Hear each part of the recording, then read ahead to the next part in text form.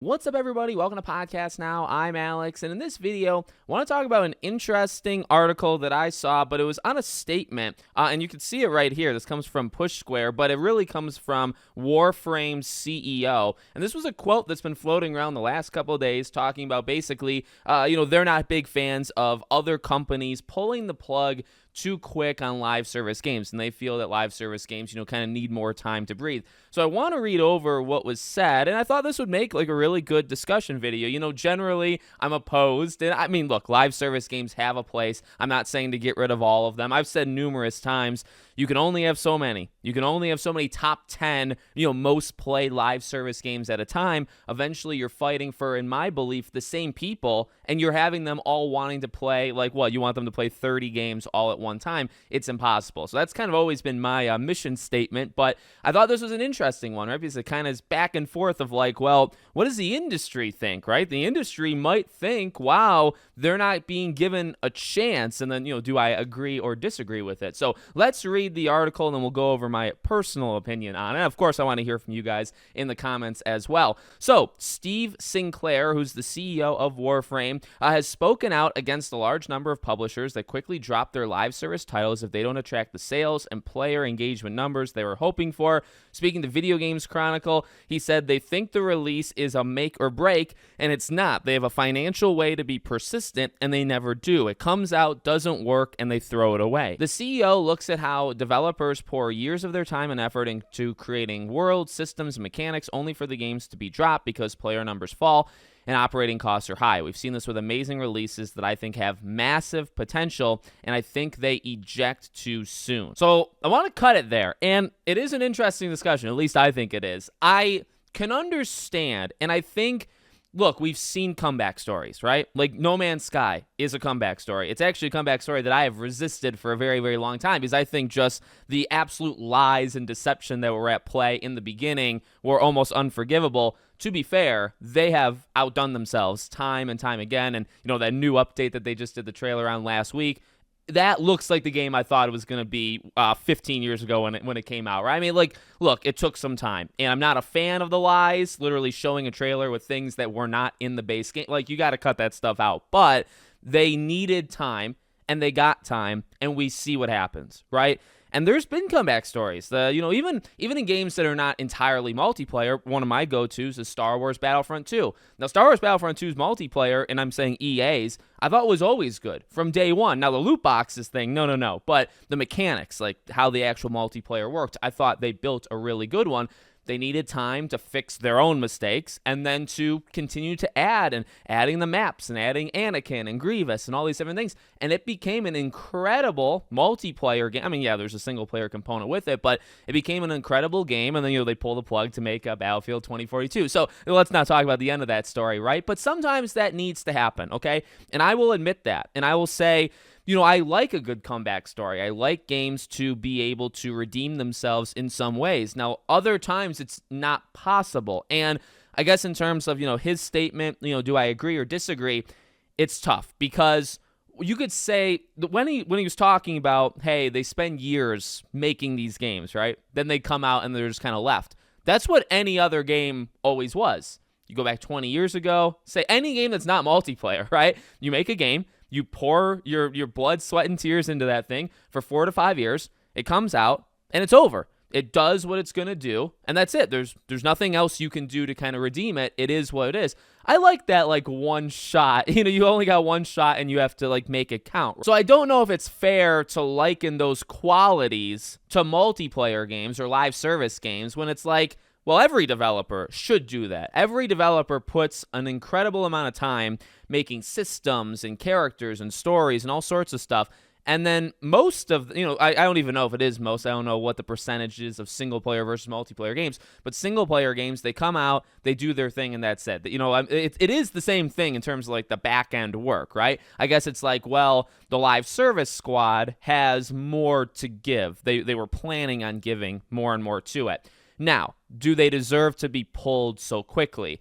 I would actually still probably lean yes. Again, I like comeback stories. I think I like comeback stories if there is like legitimately something there that you can get out of it, right? Like if you can sense the good beyond all the bad.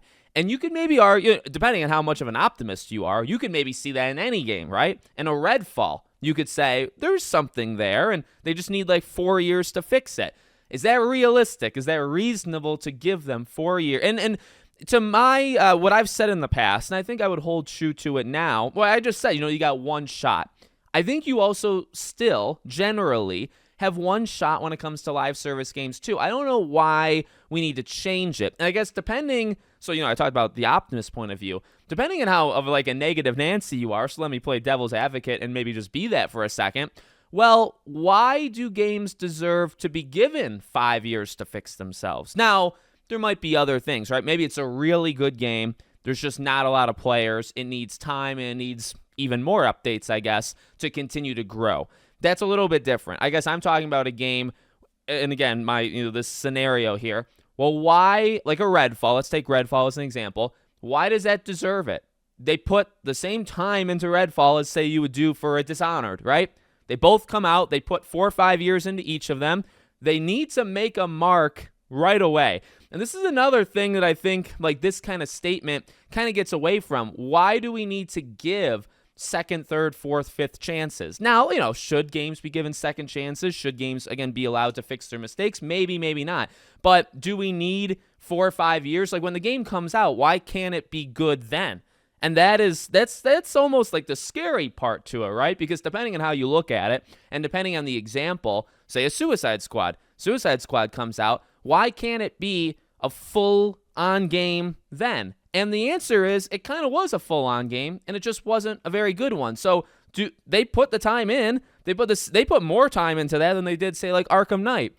Does it deserve 3-4 years and seasons 8, 9, 10, 11, 12 in order to fix itself? Like, why didn't it come out with all that stuff just as good? And that's kind of, I guess, my point, or like one of my perspectives, I guess. It's like, well, why do we need to give it that amount of time?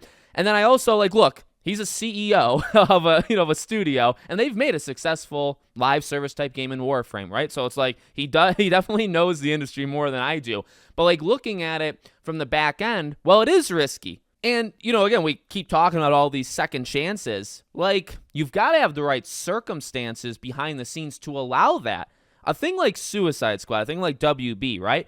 They don't have the luxury, for better or worse, and, it's their own specific, reasons why. But say like a No Man's Sky, right?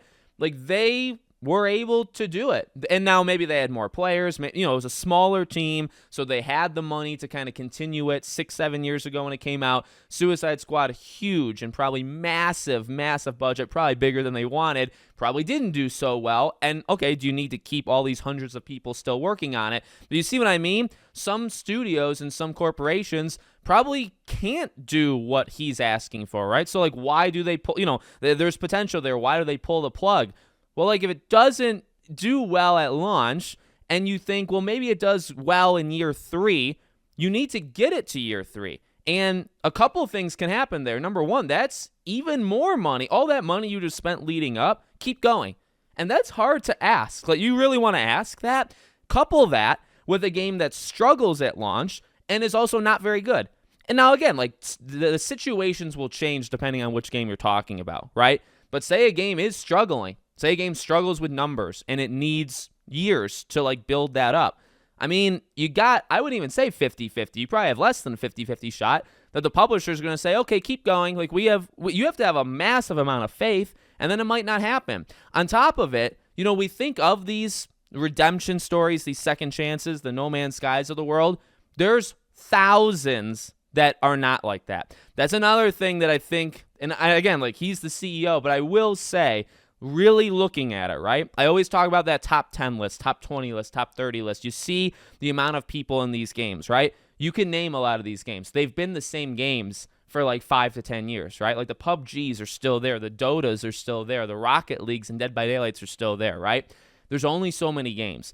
So all of this stuff comes together in this point right here. You want it to get a second chance. You want these publishers to not pull the plug. Only so many games make a mark. Only so many games make that top 10, make that top 20, make that top 30. There are tens of thousands of games that sizzle out in a day. For every Rocket League, there's a Knockout City. I like Knockout City. Knockout City didn't even make it 2 years, and it was delisted and taken offline. That game was a failure. Now, I mean, I liked it, but, it was literally a failure, okay? For every one, and it's not even, for every one top 20, there's one Knockout City. No. For every Rocket League, there's probably 60 games that made it to 200 people day one and then lost it all. For every example of a game that lasts forever, and there's not that many. That's why we know them. That's why they make their mark.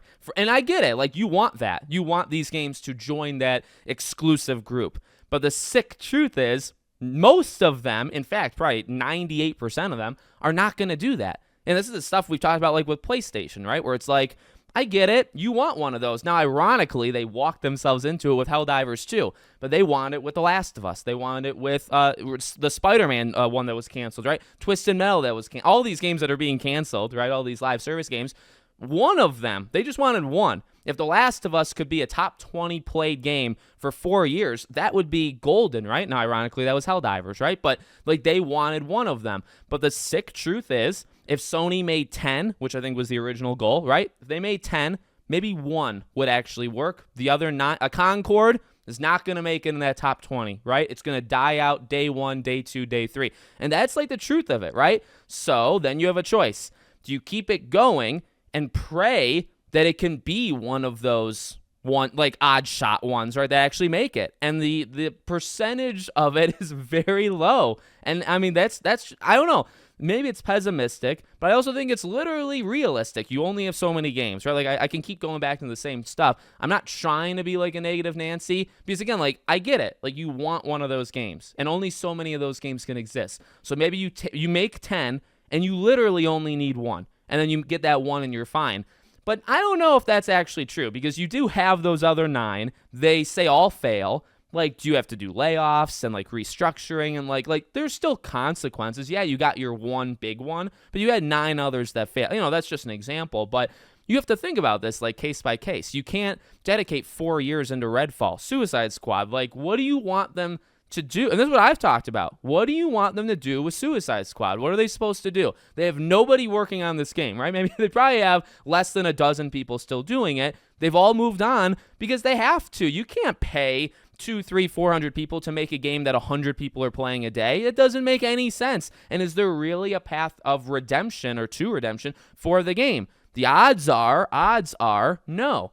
And you're asking a company that is in dear economic trouble right now. And you know what I mean? So now you have to think, okay, well, what's their situation? Are you seriously going to WB and Zaslav and saying, hey, remember that budget that we had like the last 5 years that was really high when we had high hopes? We still need that budget. In fact, we need it for like 3 more years for the odd shot that we might actually be able to redeem this game. Who says yes to that? I know WB's a punching bag, right? And the executives are punching bags, but who actually would say yes to that? And that's the situation they're in. Again, everybody else is in different situations. So generally, do I agree with this man? No. I think in some circumstances, yes, but they've got to be so specific. And I mean, granted, number one, it's just me saying it, right? Like, it literally means nothing. It's just a fun discussion. But number two, how do you even see those things? Like, sometimes they're a little harder than others. I would argue you can kind of see that talent through the rough. Like, when a No Man's Sky comes out, you can see the potential. Even if, like, the game was lacking 80% of the things that the trailer showed, you could say, okay, you can picture what No Man's Sky is right now and say that's where we want to go. And they did it with enough time, right? But, is it always that easy? And, I mean, not to say that was necessarily, they had to put in the work. You can imagine what a game looks like 6 years from now. Doesn't mean the game will actually get there, right? You have to actually do the work. But, is it that easy for all of them? I don't know. And like I said, another example was the Battlefront 2 thing. I think that was it literally was good. And you just had to keep adding characters, keep adding maps, and stick to it. Stick to it and get rid of the garbage, which was those loot boxes, right? It's really all you had to do. Again, that wasn't all that difficult. In fact, if they didn't do the loot boxes, it would have been an even bigger success right away. And maybe, I don't know, like, would have lasted longer, all that stuff. I'm not sure. So you let me know what you guys think about it. I thought it was an interesting discussion. We'll see if you agree. Make sure, as always, you're subscribed to the channel, bell icon turned on. I hope to see you all on the next one.